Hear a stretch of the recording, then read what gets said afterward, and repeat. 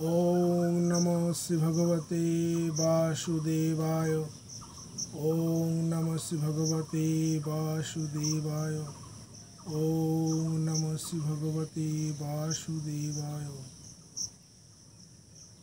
ओम स्थापकाय च धर्मस्य सर्वधर्मस्वरूपिणे अवतार वरिष्ठाय श्री रामकृष्णाय नमः। जननीं शरदां देवीं रामकृष्णं जगद्गुरुं पादपद्मे स्थित्वा प्रणमामि मुहुर्मुहुः। नमो श्रीजतिराजाय विवेकानन्दसूरये सच्चित्सुखस्वरूपाय स्वामिनं तापहारिणे। সুপ্রভাত সকলকে আমার আন্তরিক প্রীতি ও শুভেচ্ছা। নতুন একটি সকাল, আমার গুরুর একটি ডায়েরি পাতা থেকে সংগ্রহ করা তার উপলব্ধি, এরকম একটি সকালে তিনি লিপিবদ্ধ করে গিয়েছিলেন, সেটি আজ পাঠ করব। একদম আলাদা হয়ে আছি। সকালে মানুষ দেখতে দেখতে শিয়ালদা গেলাম। স্টেশনে মানুষ, জর্জ টেলিগ্রাফের রাস্তায়, বৈঠকখানা, বাজারে মানুষের সাথে একাকার। কার সাথে যুক্ত আছি মনেই করতে পারছি না। কিছু চাওয়া নেই। রাতে নিউ মার্কেট, রূপম রূপম প্রতিরূপ বভুব। হাঁটছি মুরারি পুকুরের রাস্তায়, বস্তির মানুষ। উল্টোডাঙা অবধি হেঁটে এলাম। এবার মানুষ দেখার পালা। সব কিছুতে আমি, সবটা আমি। কোথা থেকে আরম্ভ করব, কোথায় শেষ, কাকে দিয়ে শুরু করব, সবই তো ঠিক চলছে। সবটা না নিলে নিজেকে খুব ছোট মনে হচ্ছে। নতুন করে কি প্রচার করব? তিনি তো সব জায়গায় নিজেই প্রচারিত এবং প্রকাশিত। সব কিছু নিয়েই মৌনতা। যেখানে দৃশ্য আছে, দ্রষ্টা আছে। দুজনই স্থির, দুজনেই মিলিত। একাকারের বোধই একাকার। দ্বিত্ব আছে কিন্তু অনুভবে কম্পন নেই। কোনো অভাব নেই। বেদ, বাইবেল, কোরআন, উপনিষদ নেই। ধর্ম, জাতি, ভাষা নেই, প্রয়োজনও নেই। আছি শুধু, আছি শুধু, সবটা নিয়ে আছি। এ মহান কল্পনা নয়, কল্পনার অবসান নয়। আছি, শুধু আছি, শুধু আছি, শুধু। কোনো শব্দ নেই, নৈশব্দও নয়। কোনো হেয়ালি নয়, কোনো বাস্তবতাও নয়। ব্রহ্মাণ্ড বোধের সমস্ত পাণ্ডিত্য নয়। আছে শুধু আছে, শুধু আছে শুধু। এক অচল অটল বোধ, শুধু বোধ, শুধু ভগবান। আমার গুরু বেদান্তের এই বইটি ভগবান উবাচ।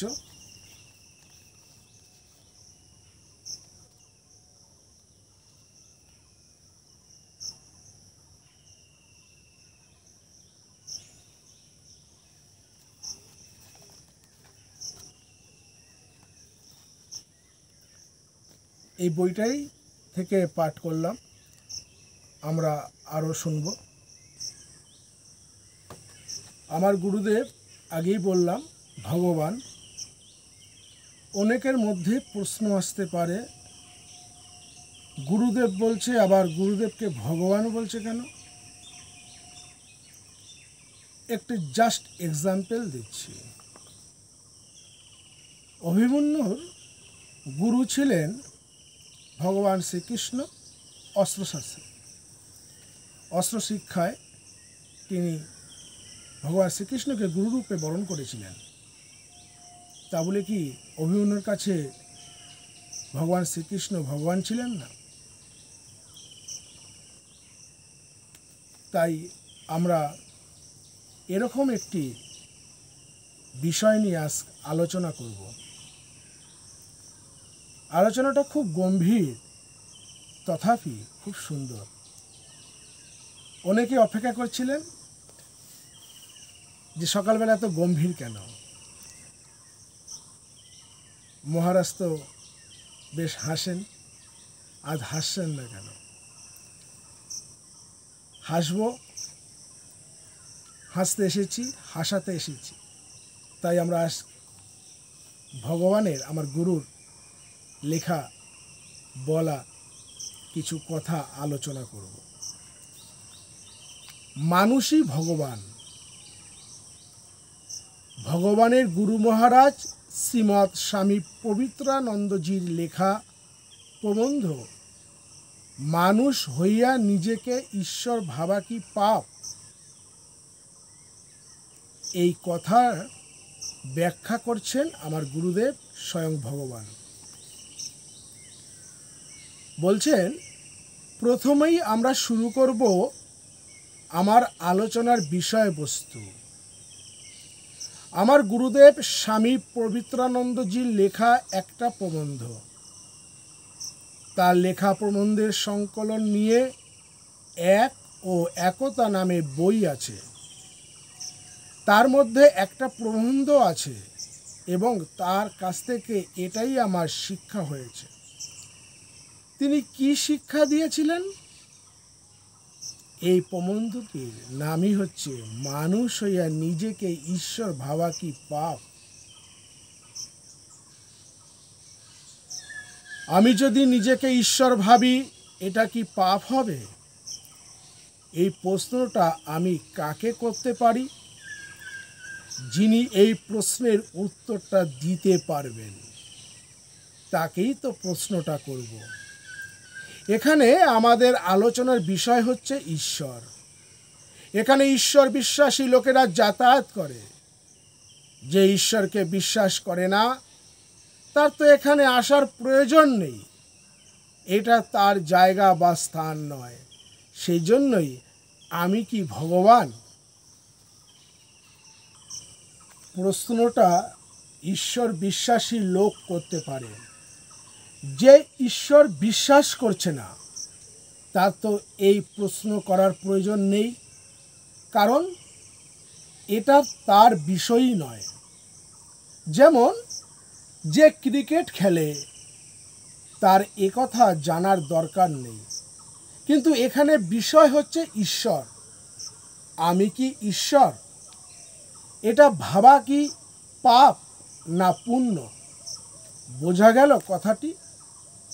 আবার যারা ঈশ্বর বিশ্বাস করে না এবং যাদের বুদ্ধিতে স্থির যে ঈশ্বর নেই, তাদের কাছে এই প্রশ্ন অনর্থক, কারণ এটা তাদেরও বিষয় নয়। যে কেমিস্ট্রি পড়েছে, তার বাংলা সাবজেক্ট নয়। এখানে একজন ফিলোসফিতে MA আছে, একজন কেমিস্ট্রিতে MSc আছে। যে ফিলোসফি পড়ছে সে বলছে না, কেমিস্ট্রির উত্তর দিতে পারবো না।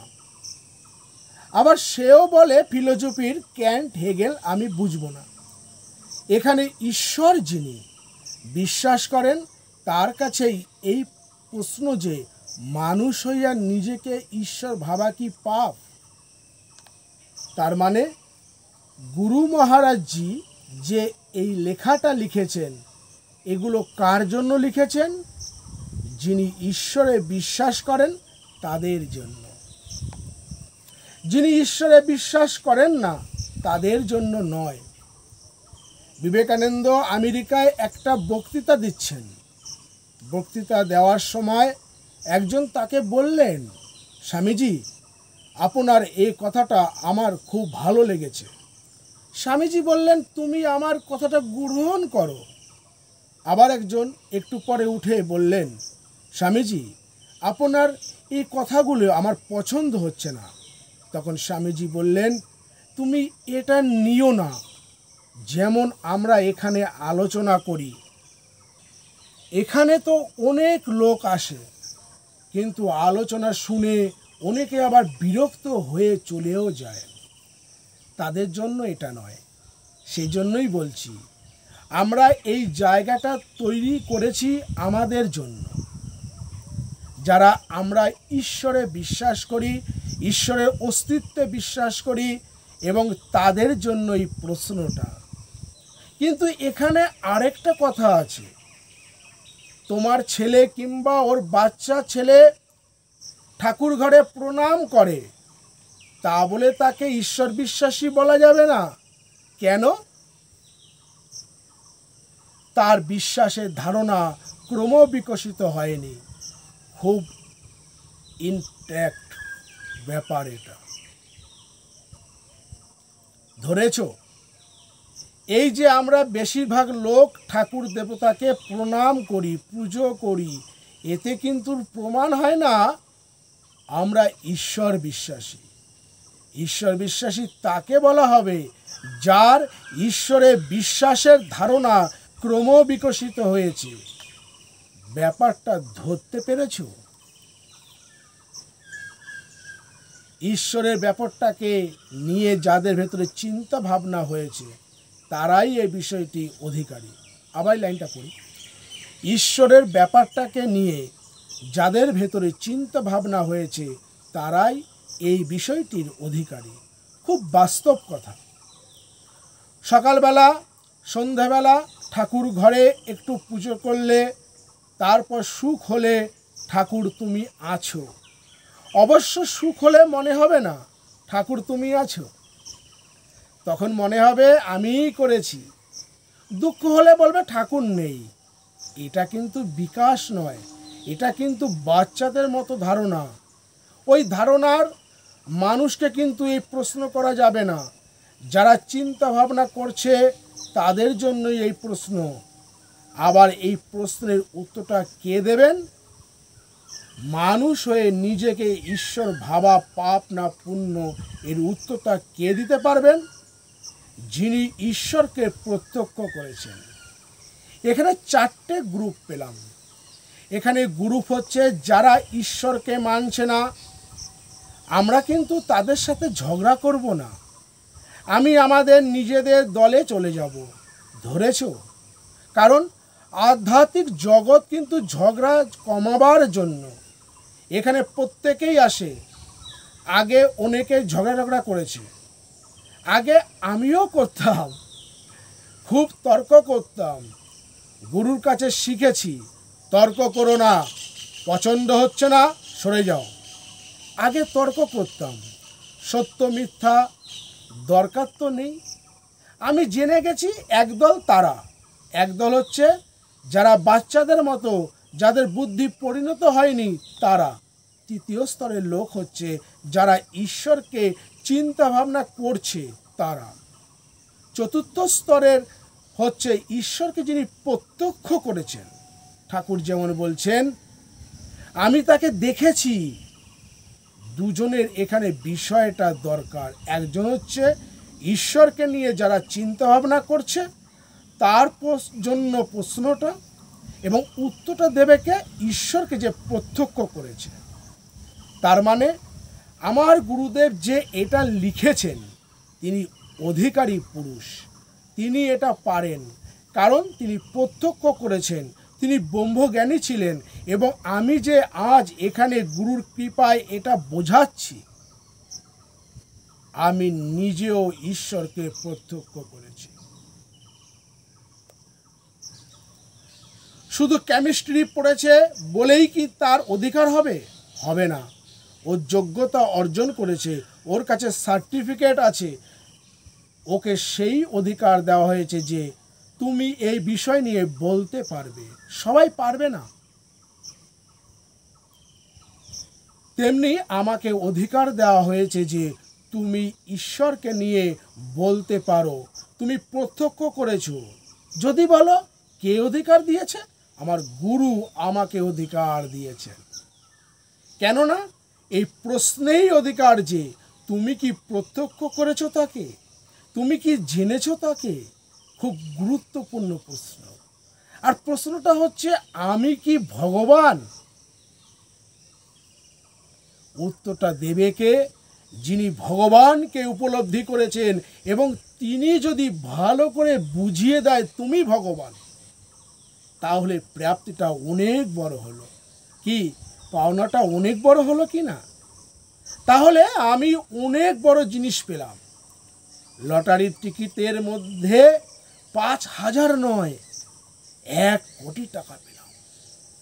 তেমনি ব্যাপারটা, প্রশ্নটা সেই জন্যই করেছেন, মানুষ হইয়া নিজেকে ঈশ্বর ভাবা কি পাপ?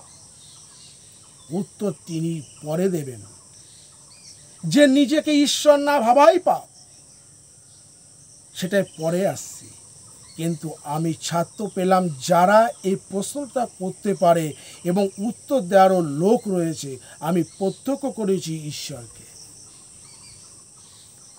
একজন ভদ্রলোক আরেকজন ভদ্রলোককে প্রশ্ন করেছেন, দাদা বলতে পারেন শ্রীকৃষ্ণ বড় না শ্রীরামচন্দ্র বড়? যেটা আমরা সাধারণ লোকেরা করে থাকি, যে রামকৃষ্ণ বড় না লোকনাথ বাবা বড়, লোকনাথ বাবা বড় না ভগবান বড়, আমরাই এই কথাগুলো বলে থাকি। সেই ভদ্রলোক উত্তর দিলেন, দেখো বাবা, আমি শ্রীকৃষ্ণকেও দেখিনি, শ্রীরামচন্দ্রকেও দেখিনি, সুতরাং আমি বলতে পারবো না কে বড় কে ছোট। সেটাই যথার্থ উত্তর, তাই না? আমরা তো দুজনকে দেখিনি। কেউ যদি রামকৃষ্ণের সাথে আমার তুলনা করে, তবে কথাটা কি ঠিক হবে? একসাথে রামকৃষ্ণ এবং আমাকে কি দেখেছে? দেখা সম্ভব নয়। আমরা এসব বলে থাকি, উনি রামকৃষ্ণের চেয়ে বড়, উনি কৃষ্ণের চেয়ে বড়। এগুলো ভুল কথা, এটা সম্ভব নয়। এই ধরনের সত্যনিষ্ঠ লোকেরও কিন্তু ঈশ্বর সম্বন্ধে প্রশ্ন করা যাবে না। এই জন্যই, কেননা সে কৃষ্ণকেও দেখেনি, রামকেও দেখেনি, কেননা সে দেখেনি ঈশ্বরকে। এবার আসল জায়গায় আমরা যাই। এখন প্রশ্ন হলো, আমি যে প্রশ্ন করছি আমি ঈশ্বর কি না, তার ভিত্তিটা কি? এই যে তোমরা এসেছো, এ এসেছে বেনারস থেকে, ও এসেছে শিলং থেকে, সবাই এসেছে এই জায়গায় এই ভেবে যে আমি ঈশ্বর সম্বন্ধে কিছু জানি। কেউ হয়তো জানে আমি ঈশ্বর সম্বন্ধে বেশি জানি, কিন্তু প্রশ্ন হলো এই যে তুমি সেই পুরুষ যিনি ঈশ্বরকে জেনেছেন, তার পেছনে কেন এসেছো, কেন ছুটছো? খুব জরুরি প্রশ্ন। নিজের প্রশ্ন দিয়ে শুরু। তুমি কি শান্তি চাও? খুব গুরুত্বপূর্ণ কথা। এই যে আমরা আধ্যাত্মিক জগতে নানা স্থানে ঘুরে বেড়াই, সবাই কি ঈশ্বরকে জানার জন্য ঘুরি? না, নিজের মন জানে, ওখানে যাই, আলোচনা হচ্ছে, ওটা নিয়ে আমি একটু আলোচনা করব। লোককে বলবো, বেদান্ত বলবো, মান যশ হবে। ওখানে অনেক লোক যায়, মায়ের বাড়িতে অনেক লোক যায়, আমিও গেলাম। বাহ, উনি মহাপুরুষ, ঈশ্বরকে জানেন, ওনাকে প্রীত করলে আমি ঐশ্বর্য কিছু পেতে পারি। আধ্যাত্মিক জগতের মূল কথা হচ্ছে নিজের মনকে তন্ন তন্ন করে খুঁজে দেখো, মন কি চাইছে। গুরু নয়, শাস্ত্র নয়, তোমার মনই তোমার আসল কথা বলে দিচ্ছে।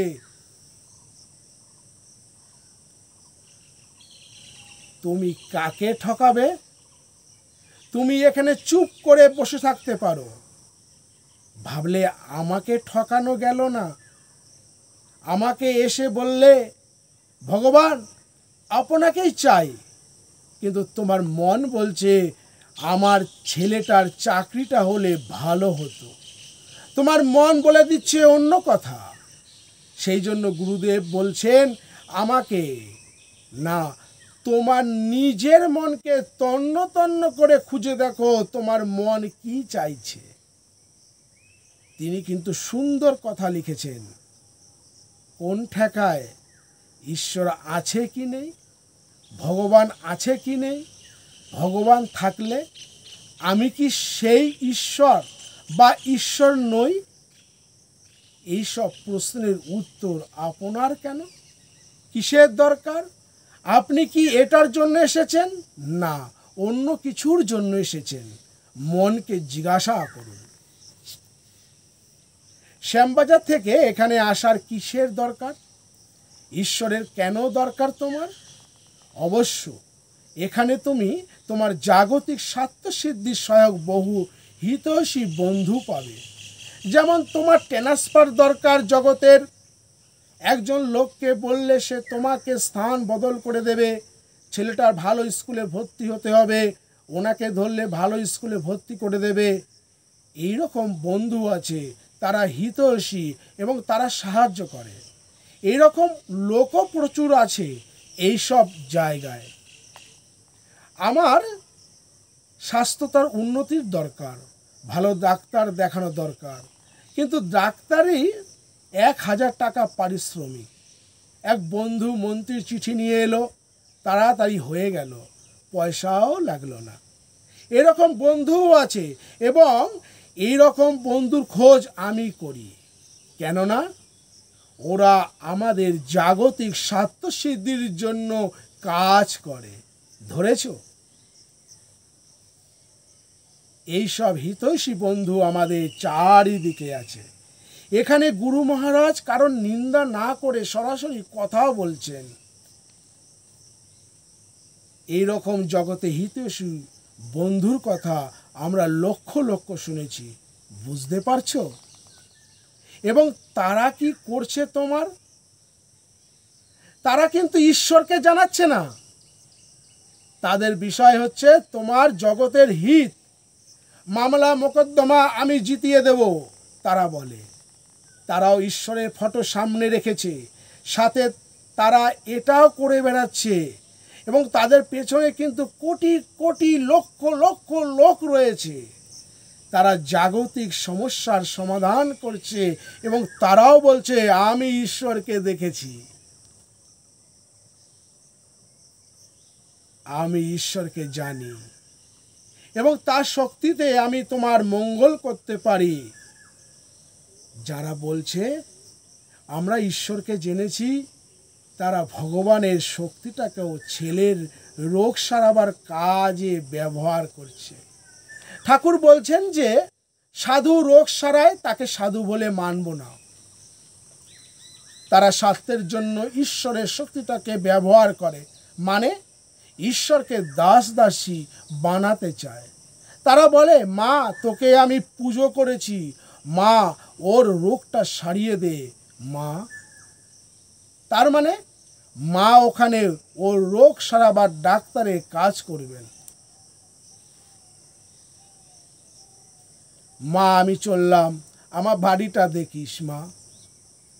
অর্থাৎ ওখানে মা রাত্রিবেলায় দারোয়ানের কাজ করবেন, মানে ঈশ্বরকে চাকরে পরিণত করেছি আমরা করি।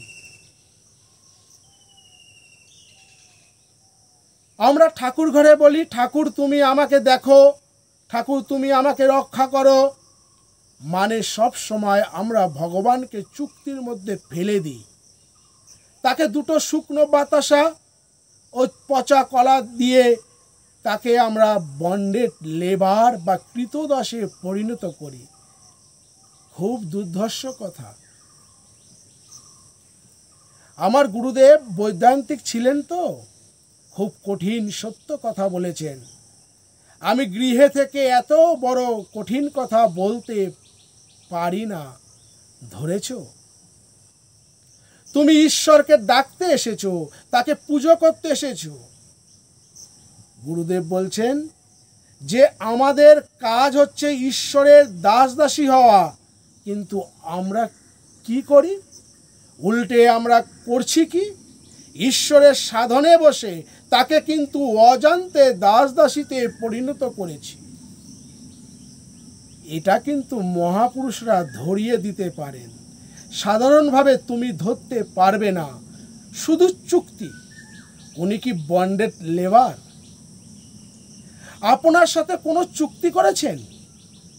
এখানে একটা গল্প বলি, অপ্রাসঙ্গিক হবে না, ভালো লাগছে কিন্তু কড়া ডোজ, কেননা সত্য তো সত্যের মতোই হবে।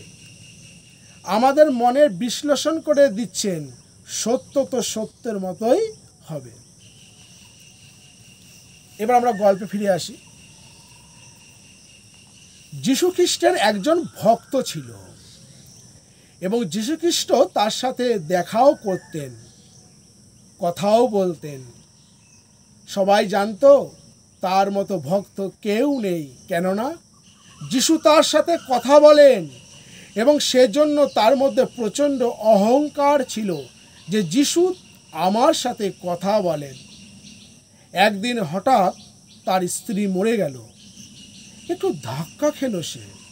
সবাই বলল, তুমি না এত যীশুর ভক্ত, তোমার স্ত্রীটাও কেন মরে গেল?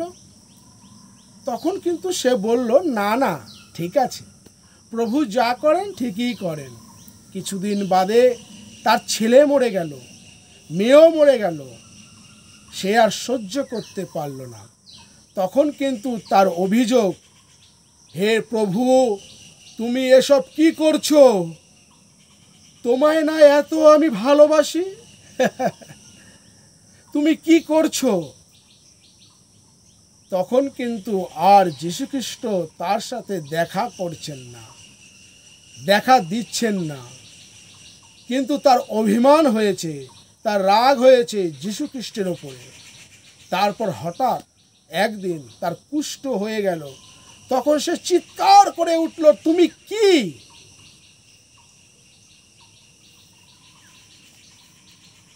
তোমায় আমি এত ভালোবাসি, তুমি আগে আমার সাথে ওঠা বসা করতে, এখন তুমি দেখাও দিচ্ছ না। তুমি ভগবান?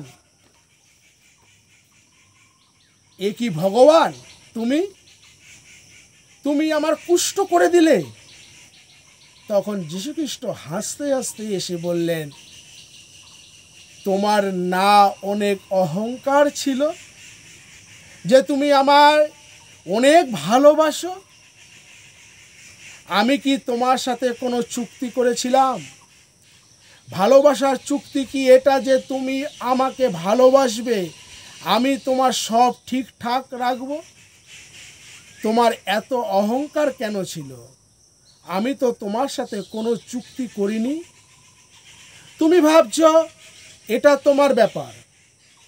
তোমাকে দেখা দিয়েছি, কিন্তু দেখা দেওয়া বন্ধ করলাম কেন? দেখলাম যে তোমার অভিমান হয়েছে, তোমার অহংকার হয়ে গেছে। তুমি ভগবানকে কিনতে চেয়েছো, ভগবানকে চুক্তি করেছো।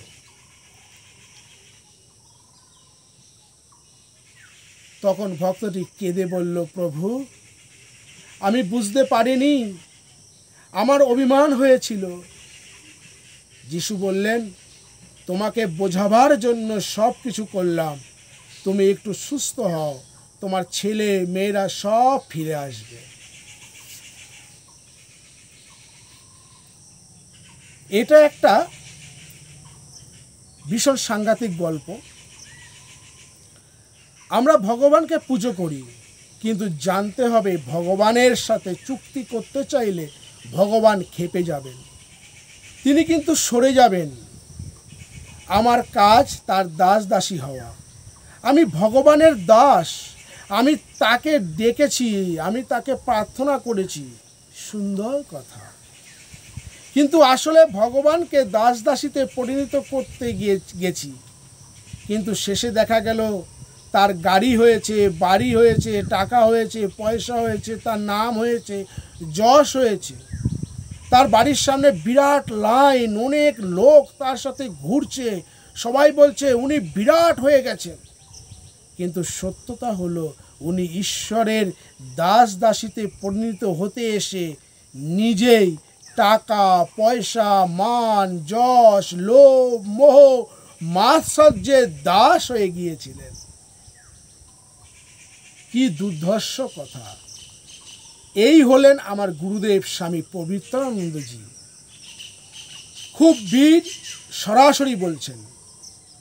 পবিত্রানন্দজির কাছ থেকে আমি শিক্ষা নিয়েছি। এই শিক্ষা যেন আমরা সবাই নিই। ভাবের ঘরে চুরি যেন না করি। ভগবান তো শুধু ভগবান, কোনো চুক্তি নেই, তোমার সাথে কোনো চুক্তি করিনি। রামকৃষ্ণ আমাকে বলেননি যে তুই আমাকে ডাক, রামকৃষ্ণ আমাকে বলেননি যে তুই মায়ের বাড়ি কর। এখানে রামকৃষ্ণের ফটোর সামনে দাঁড়িয়ে আমার চুক্তি নেই যে তুমি আমাকে দেখো, আমার সুগার কমিয়ে দাও। লোকে মিষ্টি হাতে করে নিয়ে এসে বলে, হে ঠাকুর আমি খেতে পাই না, কিন্তু আমার উল্টোটা মনে হয়, সুগার হয়েছে তো ঠিকই হয়েছে, এটা তো তার কৃপা। কেন কৃপা? আমার যদি সুগার না হতো মিষ্টি খাওয়ার লোভ হতো। কেননা এত লোকে এত পয়সার মিষ্টি এনে দেয়, পয়সা খরচ তো করে এত মিষ্টি আমি কিনতে পারতাম না। সুগার না হলে মিষ্টি খাওয়ার লোভ হতো, দেখা গেল আমার নামই হয়ে যেত ভগবান নয়, মিষ্টি বাবা। দুধের মিষ্টি খেয়ে চলেছি, তার থেকে তো ভগবান আমাকে রক্ষা করেছেন। এইভাবে ভাবনা। আমার মনে তো একবারও দুঃখ হয় না আমার সুগার হয়েছে বলে। মনে হয় প্রভু এটা তোমারই কৃপা, তুমি তো আমার বহু বাসনায় প্রাণপণে চাহো, বঞ্চিত করে বাঁচালে মোরে। আবার লাইনটা পড়ি, তুমি তো আমার বহু বাসনায় প্রাণপণে চাহো, বঞ্চিত করে বাঁচালে মোরে। কি সুন্দর কথা রবি ঠাকুর বলেছেন। অনেক দিন আগে আমি ভাবে একজন ভক্তকে বলেছিলাম যে আমি ভগবানের কাছে প্রার্থনা করি, হে ঈশ্বর আমার কোনো ইচ্ছাই যেন পূর্ণ না হয়, কেননা আমার ইচ্ছা তো মিথ্যা প্রসূত। ছোটবেলায় তো কত কিছু ইচ্ছা ছিল, গুলি খেলায় চ্যাম্পিয়ন হব, কবিতা লেখায় শ্রেষ্ঠ হব, সব ইচ্ছাই তো ভুলে ভালে ভরা। পারবে কি এতটা করতে? এর চেয়ে প্রভু ঈশ্বর তোমার ইচ্ছাই পূর্ণ হোক, তোমার ইচ্ছাই পূর্ণ হোক। কোন প্রার্থনাটা সুন্দর, আমার ইচ্ছা পূর্ণ হোক না প্রভু তোমার ইচ্ছা পূর্ণ হোক। তুমি সুন্দরটা নাও। তিনি কিন্তু কোনো সময় বলেননি যে তুমি ছোট হয়ে যাও, তিনি সব সময় বলছেন তুমি বড় হও। বলছেন এটা করো না, আমাকে নিয়ে ব্যবসা করো না, আমাকে নিয়ে ব্যবসা করলে আমি তো দূরে সরে যাইব, তুমি কিন্তু জগতের পায়ের তলায় পড়ে যাবে, তোমার সবাই মিলে পিণ্ডে চটকাবে। আমার ভীষণ তেজ, কেননা আমি কারোর সাথে বদ্ধ নই। এই যে আজ পড়ছি, আজ আমার মনের ভাব হয়েছে যে এই গুরুর কাছ থেকে শিক্ষা, আমার এই গুরুর বই পড়ছি, আমার চোখ দিয়ে জল বেরোচ্ছে, কেননা সব তো গুরুমুখী বিদ্যা, আর গুরুই তো ঈশ্বর, সব কিছু তো গুরুর কাছ থেকেই শেখা। আর এটা কি সুন্দর জিনিস, এটা না বোঝার কি আছে? দেখো আমি তোমাদের চেয়ে মুখ্য সূক্ষ্ম মানুষ। এই যে মহিলাটা বসে আছে, এর চেয়ে অনেক কম পড়াশোনা জানি আমি, কারণ আমি ছোটবেলায় চাকরি করতে গিয়েছি, আমি সেভাবে পড়াশুনো শিখিনি। তো আমার মনে হয় আমার মতো মানুষের যদি এই জিনিসটাকে সুন্দর লাগে, তোমরা ভাই লেখাপড়া শেখা, তোমরা কেন বুঝতে পারছো না এই জিনিসটা? কি সুন্দর বলেছেন যে ভগবানকে দাস দাসীতে পরিণত করতে যেও না, তুমি নিজেই কৃতদাস হয়ে যাবে জগতের। শুনেছ? তোমাদের লোভ কিন্তু যায় না। এখানে একটা কথা প্রায় বলি, আমাকে সেদিনও একজন বলেছেন, আপনি যতই বলুন, আমরা দেখি যে যারা খারাপ পথে আছে, তুমি ভুল পথে যারা আছে, আবার লাইনটি পড়ছি, দুঃখিত। এখানে একটা কথা প্রায় বলি, আমাকে সেদিন একজন বলেছেন, আপনি যতই বলুন, আমরা দেখি যে যারা খারাপ পথে আছে, ভুল পথে আছে, তারা বেশ দিব্যি রমরমিয়ে আছে। আমি বলেছি, কে বলেছে রমরমিয়ে আছে? তিনি বলছেন দেখা যায়। আসলে ব্যাপারটা হলো অন্যেরটা দেখা যায়, মানে ওই দেখাটা আমার লোভ, তাই দেখি। ওটা তো আমার লোভ যে আমি দেখি। আমার সল্টলেকে বাড়ি নেই, এই লোভটা তো আমার ভেতরের লোভ। যেই দামি জায়গায় আমার বাড়ি নেই, ভাবি তখনই মনে আসে সেখানে সব 2 নম্বরই লোকেরা বাড়ি করেছে। আমি সৎ লোক, তাই আমার এখানে বাড়ি নেই। তাই আমার লোভের জন্য 2 নম্বরটা দেখি। কেন? আমার এই লাইনের ধারে লোকগুলোকে কেন দেখি না আমি? ওদেরও তো কিছু নেই, ওরাও তো আছে। একটা কথা, একটা লোক যখন অসৎ হয়, তার চেয়ে আর তার কি খারাপ পরিণত হবে?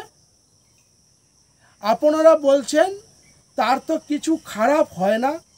একটা লোক সৎ থেকে অসৎ হয়ে গেল, এর থেকে খারাপ আর কি হতে পারে? তার তো খারাপ হয়েই গেছে। শুনে চুপ করে গেছেন ভদ্রলোক। ভদ্রলোক খুব পণ্ডিত ব্যক্তি, তিনি প্রধানমন্ত্রীর উপদেষ্টা, অত বড় লোক এখানে এসেছেন। তিনি আমাকে এই প্রশ্নটা করেছেন যে আপনি যতই বলুন, যারা দুর্নীতির পথে আছে তারা খুব ভালো আছে, তাদের তো খারাপ কিছু দেখা যায় না। যারা সৎ পথে আছে তাদেরই খুব কষ্ট। আমি বললাম দুর্নীতির পথে যারা আছে তাদের তো প্রথম থেকেই পতন হয়ে আছে, তাই দুর্নীতি করে।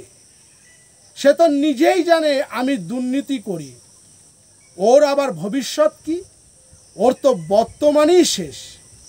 কিন্তু এ কথায় তিনি গম্ভীর হয়ে গেছেন। শিক্ষিত তো, কি কথাটা ঠিক কি না? এই কথাটা কিন্তু আমরা প্রায় বলি, ও তো খুব ভালো আছে, যা খুশি করে, ভালো আছে, অনেকে মানেও, বড় মাছ খায়, তার মানে তোমার বড় মাছ খাওয়ার লোভ আছে, তাই তুমি ওর বড় মাছ খাওয়া দেখো। তুমি দেখতে যাচ্ছ কেন ওর বড় মাছ খাওয়া? তোমার আর কাজ নেই? শেখানো হয়নি আপনাতে আপনি থেকো মন, যেও না গো কারোর ঘরে? কিন্তু আমাদের ভুল হয়ে যায়, টাকা মান যশের পেছনে আমি ছুটি। আমাকে অনেকে বলে, আপনাকে বুঝতে পারি না। আমি বলছি আমি কি করব? তারা বলছে আপনি কিছু দেখান, সিদ্ধাই দেখান। আমি বলছি ওই ক্ষমতা তো আমার নেই। বলেছে ওই জন্যই আপনাকে কেউ বুঝতে পারে না। তা আমি কি করব? আমি কি কৌপিন পরে বসে থাকব তুমি আমায় বুঝতে পারছো না বলে? আপনার কোনো ক্ষমতা বুঝতে পারছি না যে আপনি রোগ সারাতে পারেন কিংবা আমার রোজগার বাড়িয়ে দিতে পারেন। গুরুদেব বলছেন ওইগুলো হচ্ছে সিদ্ধাই। একজনের নাম হচ্ছে সিদ্ধ পুরুষ, আরেকজন হচ্ছেন সিদ্ধাই পুরুষ। একজন হচ্ছে মুক্ত পুরুষ, যিনি ঈশ্বর ব্যতীত কিছুই জানেন না। আরেকজন হচ্ছে যুক্ত পুরুষ, তিনি টাকা পয়সা নাম যশ ছাড়া কিছুই বোঝেন না। খুব সুন্দর বললাম। একজন মুক্ত পুরুষ, যিনি ভগবান ছাড়া কিছু বোঝেন না। আরেকজন যুক্ত পুরুষ, যিনি সিদ্ধাই জানেন, তিনি টাকা পয়সা নাম যশ ছাড়া আর কিছু বোঝেন না।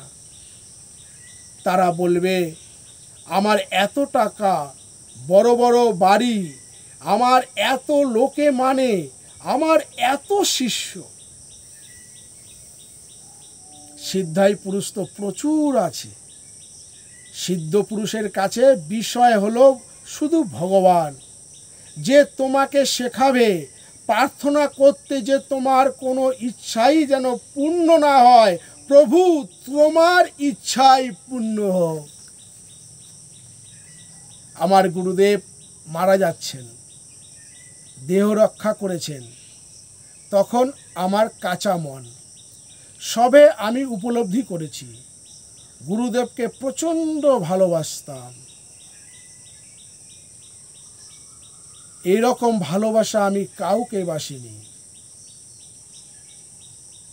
আমি একটা যুবক ছেলে ছিলাম, থিয়েটার করেছি, অনেক মেয়ে ছেলে সকলের সাথে মিশেছি, কিন্তু আমার গুরুদেবের মতো কাউকে ভালোবাসিনি।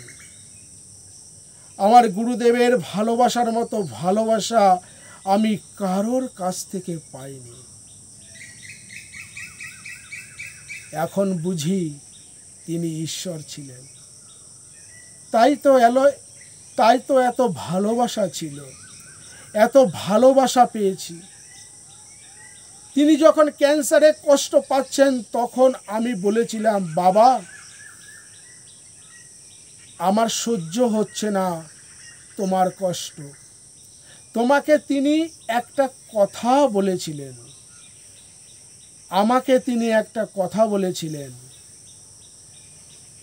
কি জানি বাবা, মায়ের যা ইচ্ছা তাই হইবে, তাই হোক।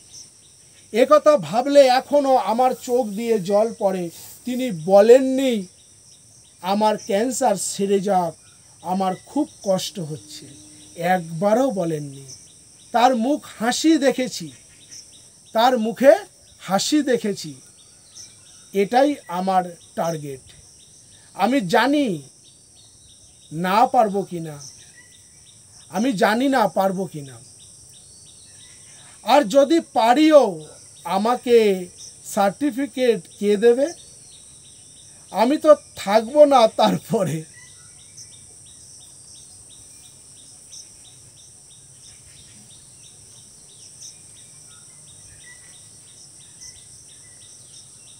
আমার এটা লক্ষ্য যে মৃত্যুর সময়ও যেন আমি বলতে পারি, মায়ের যা ইচ্ছা তাহাই হইবে, তাই হোক।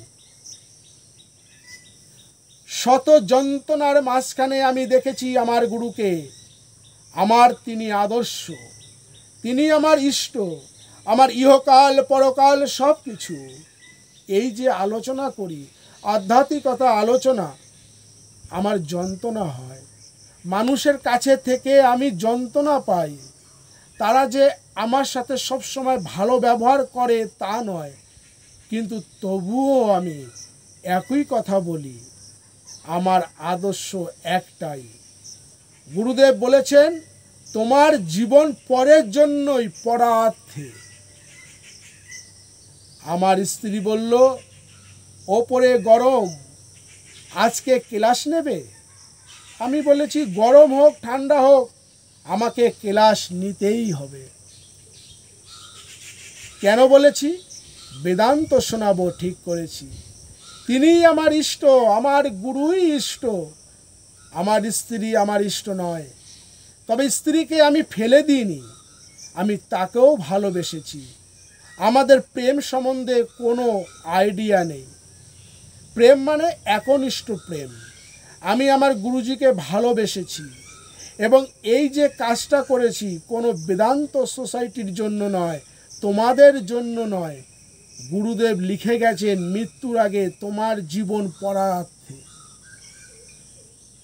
গুরুর কাজ আমি করছি। গুরুজি আমাকে বেদান্ত শিখিয়েছেন, আমি তোমাকে সত্যটা জানাচ্ছি, এটার নাম সত্য, এবং আমি বলবো তুমি সত্য পথে থাকো, তুমি সত্যে থাকো। সত্য কি? যথার্থ যা তাই সত্য। তিনি বলেছেন, কাউকে নিন্দা করছেন না। জগতের গুরু যারা, তারা বলে তোমায় সিদ্ধাই দেব, টাকা পয়সা মান যশ পাবে।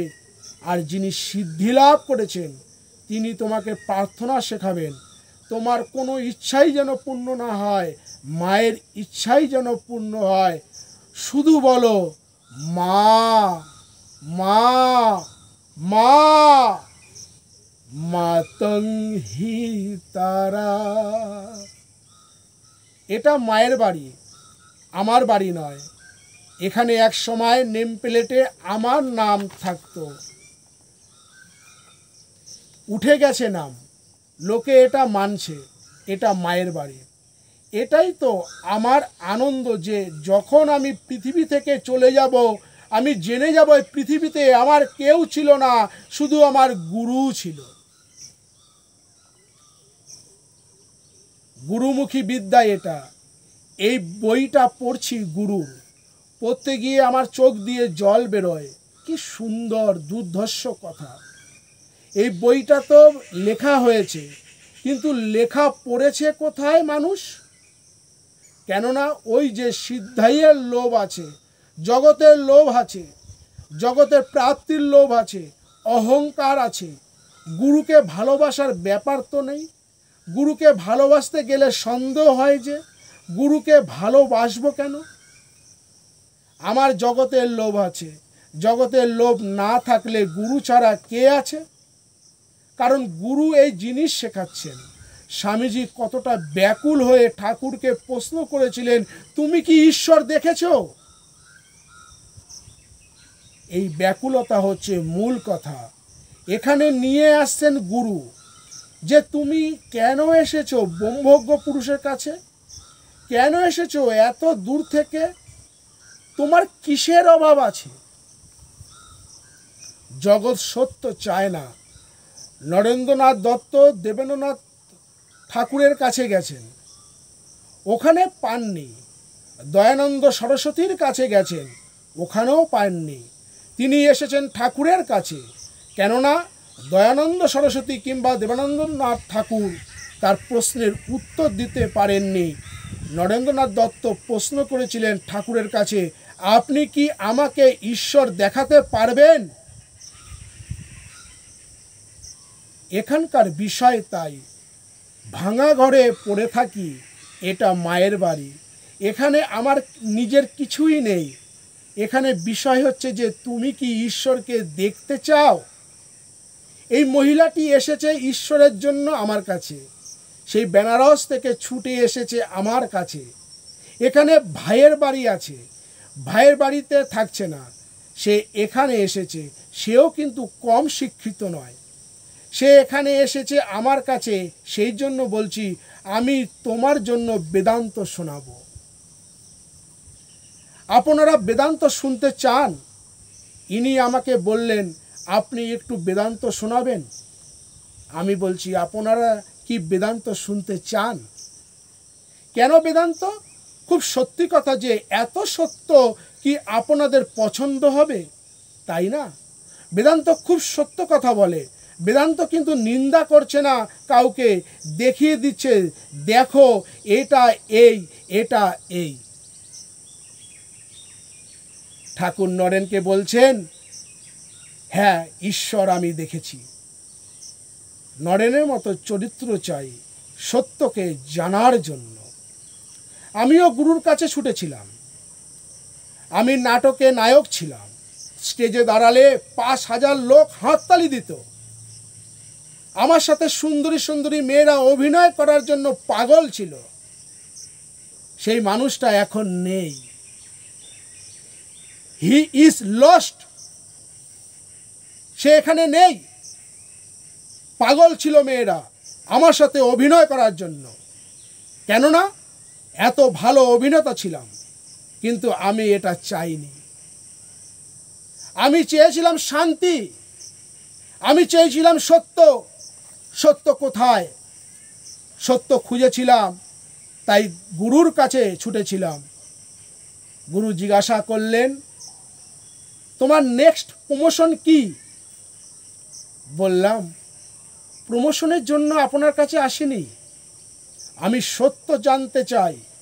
আমি জেনেছি এবং জেনেছি গুরুর কৃপায়, গুরুর সাহায্যে। নরেন্দ্রনাথ দত্ত ছুটেছেন এবং তিনি গুরুর কৃপায় এই সত্যকে জেনেছেন। ঠাকুরের মতো আমিও বলতে পারি, যেমন আমি তোমাকে দেখি, আমি এইভাবে ঈশ্বরকে নিয়ে প্রতিদিন সব সময় ঘর করি। আজ সকালবেলায় তো আমার 2 ঘন্টা 10 মিনিট সমাধি হয়েছে। 2 ঘন্টা 10 মিনিট আমি ছিলাম সেই জায়গায়।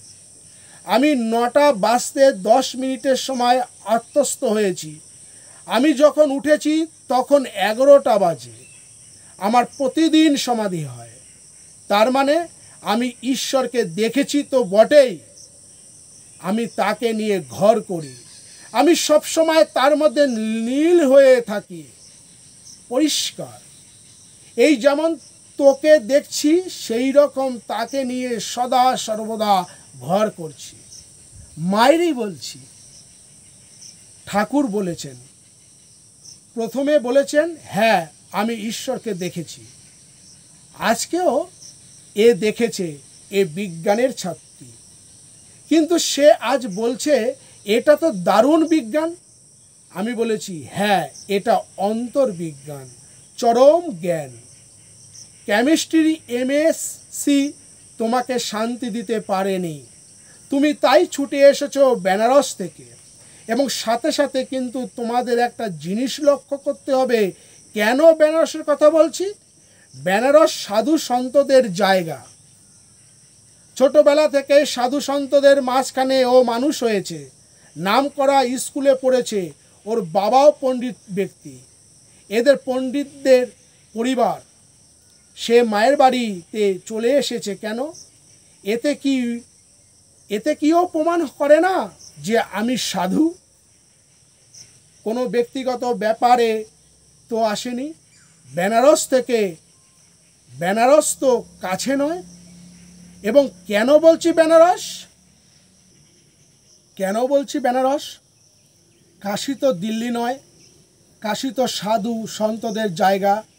এবং বেনারসে প্রতিটি মানুষ ঈশ্বর বিশ্বাসী, তারা ভগবানকে নিয়েই থাকে। তো সেখান থেকে সে চলে এসেছে এই আমার কাছে। এবং শুধু তাই নয়, আমার বেনারসের আশ্রমের জন্য সে অনেক টাকাও দিয়েছে। সে বলেছে আমি আপনার ইন্টারন্যাশনাল বেদান্ত সোসাইটির জন্য দরজায় দরজায় ভিক্ষা করব। কিন্তু সে একজন অদক্ষা, সে নিশ্চয়ই সত্য কিছু বুঝেছে এখানে, তার বিজ্ঞান দিয়েই বুঝেছে। সে তো বোকা নয়। এই জাতীয় উত্তর আমরা শ্বেতাসত্তর উপনিষদের ঋষিকণ্ঠে ধ্বনিত দেখতে পাই। বেদাহ মেতং পুরুষং মনন্তম। সেই মহান পুরুষ, তাকে আমি প্রণাম করি, তাকে আমি জেনেছি। আর এখানে সিদ্ধাই সম্বন্ধে একটা কথা বলি। ঠাকুর নরেনকে বলেছিলেন, কিরে নরেন, তুই সিদ্ধাই নিবি? মানে ওই ক্ষমতা, রোগ সারাবার ক্ষমতা, ভবিষ্যৎ দেখবার ক্ষমতা। নরেন তখন বলেছিলেন, খালের জলে ফেলে দিও, ওগুলি আমার লাগবে না। তার জীবনের শেষ প্রান্তে বিবেকানন্দ তিনি বলেছেন ঠাকুর সম্বন্ধে যে ঠাকুর কে ছিলেন তিনি জানেন না। ঠাকুর কি ছিলেন আমাকে দেখো। আমাদের মতো যুবক ছেলেগুলির মনগুলিকে তিনি যা খুশি তাই করতে পারতেন। তিনি ইচ্ছে করলে লাখো বিবেকানন্দ তৈরি করতে পারতেন। এই ছিলেন ঠাকুর। এইটাই তো সবচেয়ে বড় সিদ্ধাই। এর থেকে বড় সিদ্ধাই হয় নাকি? এই জগতের মানুষ খুঁজছে যে আমার টাকা চাই, পয়সা চাই, বিষয় চাই, বউ চাই। সেখানে বলছেন যে তুই ঈশ্বরকে ডাক। এবং এতগুলি লোককে তিনি ঈশ্বরকে চাইয়েছেন। আমরাও কিন্তু আজ দশমীর পরের দিনও কিন্তু ঈশ্বর পাওয়ার জন্য এখানে এসেছি, বিজয়া করতে বা অন্য কোনো কারণে আসেনি। খুব দারুণ ব্যাপার। আমার খুব আনন্দ লাগছে। আমি একজন ভক্তকে জিজ্ঞেস করেছিলাম, তোমার বউকে এবার পুজোয় শাড়ি দাওনি? সে বলে, এবার আমার বউ পুজোয় একটা শাড়িও চায়নি। এই রকম কলকাতায় কোনো বাঙালি মেয়ে আছে যে পুজোয় একটাও শাড়ি নেয়নি? কিন্তু সেই মেয়েটা আধ্যাত্মিক মেয়ে। এই যে এখানে এসে এই মেয়েটির ধ্যান হয় আর এর সমাধি হয়, কি অদ্ভুত ব্যাপার। দেখতে দুজনেই সুন্দর, তাদের পয়সা কড়ি আছে, নিজেদের বড় বাড়ি আছে, কিন্তু পুজোয় কিছুই নেয়নি। এই মনটা তার তৈরি হয়েছে, এইসব ছাড়াও কিন্তু সে আনন্দ করতে পেরেছে। এটা তো সবচেয়ে বড় কৃতিত্ব, সবচেয়ে বড় পাওয়া। কি তার অভাব? তার প্রয়োজন হয়নি, চাহিদার ওই ব্যাপারটা নেই। ঠিক আছে, সে পেরেছে। এটা কেন বললাম? মনের একটা পরিবর্তন হয়। এখানে যারা যাতায়াত করে তাদের এই চাহিদা কমে আসে, কেননা তারা জগৎ ছাড়া অন্য জায়গায় তৃপ্তি পাচ্ছে। এটাই সবচেয়ে বড় সিদ্ধাই, এটাই সিদ্ধি। সিদ্ধ পুরুষ এটা শেখান যে শুধু ভগবানকে চাও, শুধু ঈশ্বরকে চাও। কেন? তাহলে তুমি সব পাবে। যে ধনে হইয়া ধনী, মনিরে মাননা মণি, তাহারই খানিক আমি মাগি নত শিরে। এটাই বৈরাগ্য সাধন, তার মানে নির্বাসনা। মা বলছেন, মা সারদামণি বলছেন, তুমি যত খালি হবে, নিজেকে যত খালি করবে, ততই দেখবে ভরপুর হয়ে যাবে। বললাম তো, এক সময় একটা মিষ্টি খাওয়ার পয়সা জোটেনি, আজ হাজার হাজার টাকার মিষ্টি এনে দিচ্ছে পায়ের তলায়। আমি যত বলছি আমার লাগবে না, তত দেখছি চারদিক থেকে ভিড় করে আসছে ফুলের মালা, মিষ্টি। কিন্তু কামনা নেই, বাসনা নেই, কেননা ভগবানকে যে পেয়েছে তার কাছে এটার কোনো মূল্য নেই, এক পয়সাও মূল্য নেই। সেই জন্য সিদ্ধ পুরুষেরা বলছেন, ওরে ভগবানকে ডাক। তাই বলছেন, তুমি ভগবানের কাছে কেন এসেছো? এখানে ঈশ্বর দ্রষ্টা পুরুষ আছেন। মনকে জিজ্ঞাসা করো, কেন এসেছো? যদি সিদ্ধায়ের জন্য আসো, তার জন্য আলাদা গুরু আছে। কিন্তু এখানে যদি এসে থাকো, তাহলে তিনি বলবেন, তোমার ইচ্ছা নয়, মায়ের ইচ্ছাই পূর্ণ হোক। মায়ের ইচ্ছা নির্ভুল। তিনি হচ্ছেন প্রকৃতির সদ্গুরু, জগৎগুরু। তিনি ঈশ্বর, ঈশ্বরই। যদি তোমার হাত ধরেন, তোমার কোনো ভয় নেই, তখন তুমি নিশ্চিন্তে থাকতে পারবে। কিন্তু যতক্ষণ তুমি নিজেই চলবে, তোমার ভয় আছে, পথে বিপদ আছে। ঈশ্বরকে হাত ধরতে দাও, তার হাত তুমি বুঝবে। যদি তুমি ঈশ্বরকে হাত ধরতে দাও, তুমি নিশ্চিত, তখন তুমি নিশ্চিন্ত। তখন শোনো, কাশীর একটা ঘটনা। একটা যন্ত্রণায় আমি গিয়েছিলাম বেনারসে। আমি ঠিক করেছিলাম অনেক দিন থাকব। অভিমান হয়েছিল যে বিরাটিতে ফিরব না, কেননা এখানে ব্যাপারটা কেউ বুঝতে পারছে না। তুমি দেখতেই পারছো, আমি বোঝাচ্ছি বেদান্ত চরম জিনিস, কিন্তু মানুষ তো এত বড় জিনিস নিতে চাইছে না। সেই জন্য মনে হয়েছিল এখানে থাকবো কি করে। আমার কষ্ট হয়েছিল যে জিনিসটা বোঝাতে পারছি না, এত বড় এত সুন্দর জিনিস।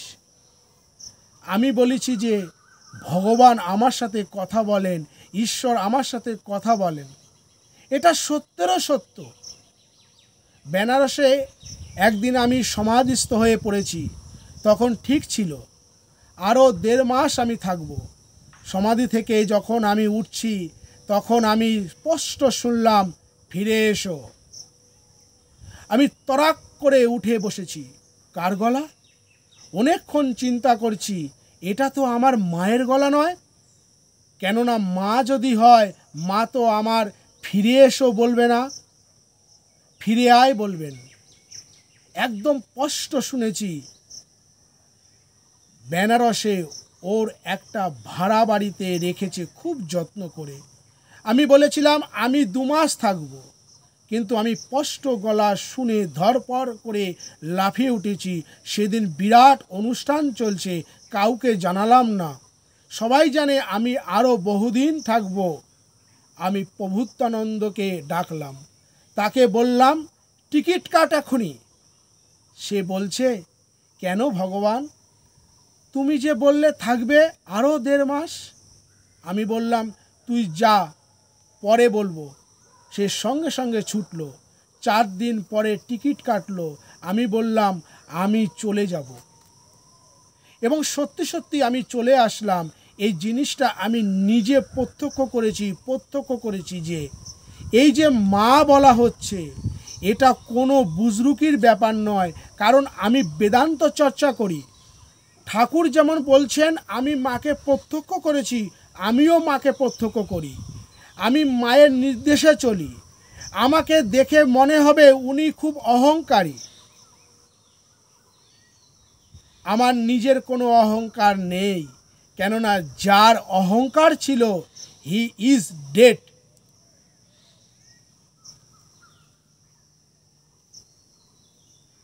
কি বুঝতে পারছো তো? মানে কি? মানে বুঝছো? হ্যাঁ, সে মৃত, সে অহংকারে মৃত হয়েছে। কিন্তু আমি জানি সে যে আমার মধ্যে নাড়াচড়া করে, সে আমাকে চালায়, এবং আমি তাকে ঈশ্বর বলেই জানি। সেই আমার ঈশ্বর, এবং সেই কিন্তু তোমাদের কথাগুলি শোনালো।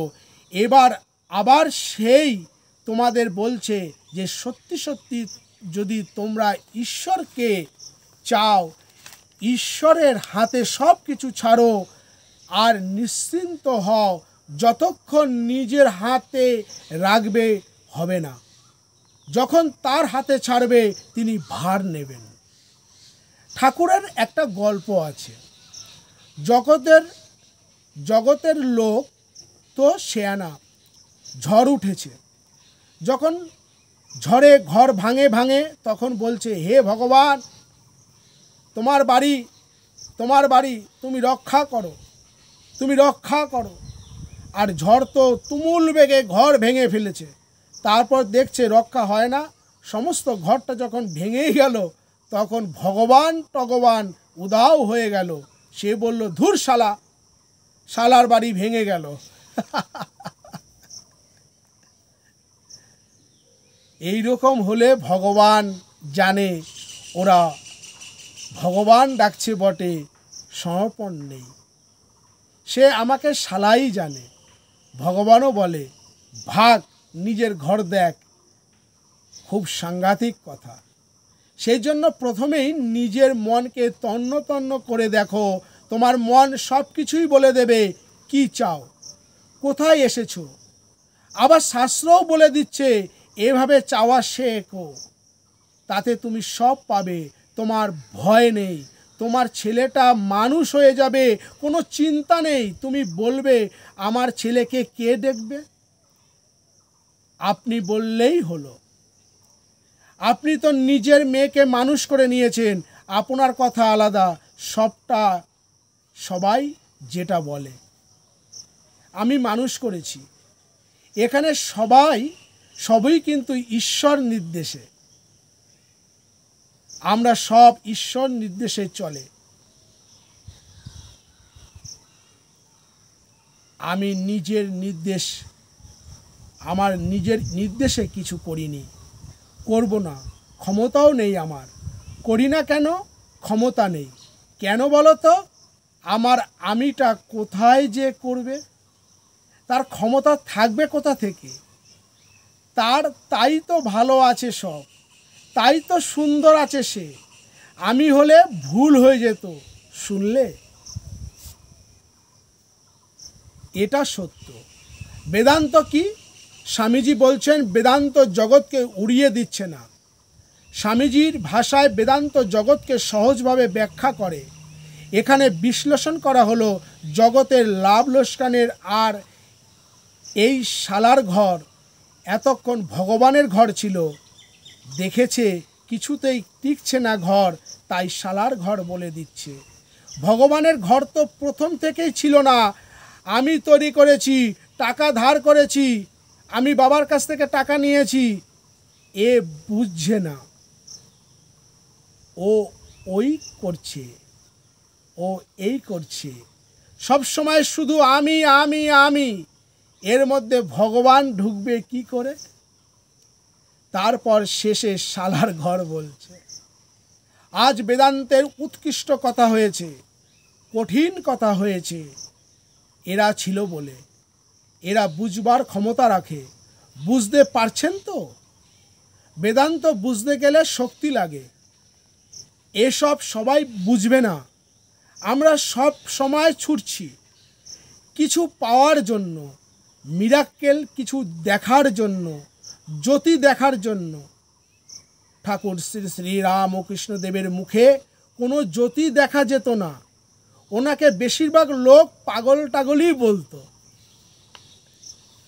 আমার মুখেও কোনো জ্যোতি দেখা যায় না। আমাকে বুঝতে গেলে এখানে আসতে হবে, এই কথাগুলোকে বুঝতে হবে। এই কথাগুলি আমার বোধ করা হয়েছে। আমি যে তোমাদের বোঝালাম, আমি বুঝি। আমি সেই জন্যই উদাহরণ দিলাম। তুমি যদি বলো, ধুর আপনি বুজরুকি করছেন আমাদের সাথে, না না, বুজরুকি নয়, আমার সঙ্গে মায়ের কথা হয়, আমি তার নির্দেশে চলি।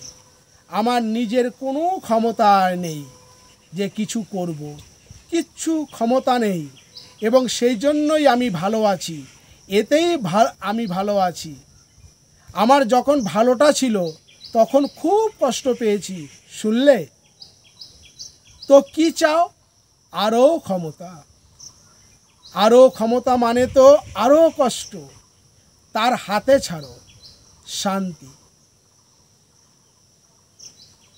আরামসে ঘুমাও, কারণ আমি রাতেও ঘুমাই, আবার দিনেও ঘুমাই। লোকে বলে বুড়ো লোকেরা ঘুমায় না। আমি তো বুড়ো লোক, আমি দিনেও ঘুমাই, রাতেও ঘুমাই। বুড়োদের খুব টেনশন, আমার একটাই টেনশন, আমি এখনো কেন বেঁচে আছি।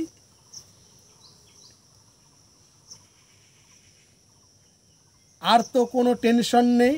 আমার কাছে বিরাট একটা সমস্যা রোজ খাড়া হয়। সকাল থেকে উঠে ভাবছি আজকের দিনটা কেন বেঁচে আছি। আর তো কোনো অসুবিধা নেই, শুনছেন? তার কারণ আমি দিনটাকে নিয়ে কি করব। আমার কাছে যখন দিনটা আসে আমি ভাবি দিনটা নিয়ে আমি কি করব। এই যে কথা হলো, এটা ধাক্কা মারবে ভেতরে। এটা আমার মিয়ার ফিলোসফিক্যাল টক নয়, কেবল দার্শনিক কথা নয়, এ ব্রহ্মবাক্য। তোমার ভেতরে ঢুকেছে, ঢুকলেই কাজ করবে। এ আধ্যাত্মিক শক্তি পোলিও ড্রপের মতো কাজ করবে।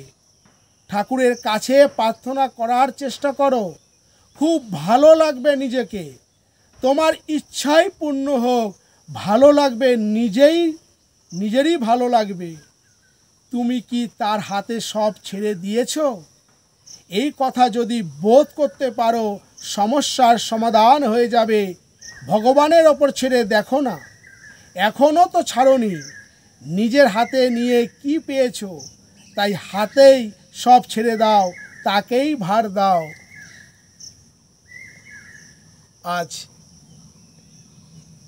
এতটাই পাঠ করলাম শ্রী ভগবান উবাচ থেকে। আমার গুরুর বলার কথা, আমার গুরুর বলা লেখা। সকলকে আমার প্রণাম। জয় ভগবান, জয় ভগবান।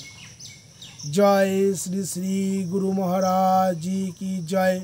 जय महामाय की जय। जय भगवान श्री रामचंद्र की जय। जय